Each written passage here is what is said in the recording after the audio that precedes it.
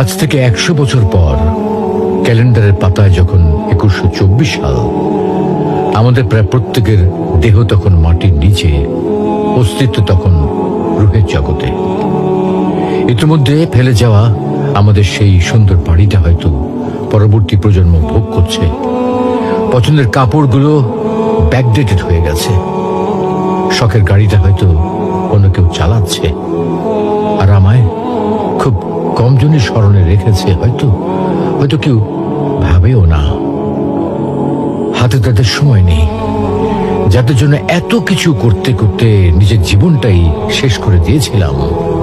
আচ্ছা আচ্ছা, বাস্তবতার এই জীবনে আপনি আপনার দাদার দাদাকে কতবার স্মরণ করেন? আপনার দাদির কথা আপনি কখনো কি আপনার মনে পড়ে? পৃথিবীর বুকে আজকে এই বেঁচে থাকা, এত হইচই, এত মায়া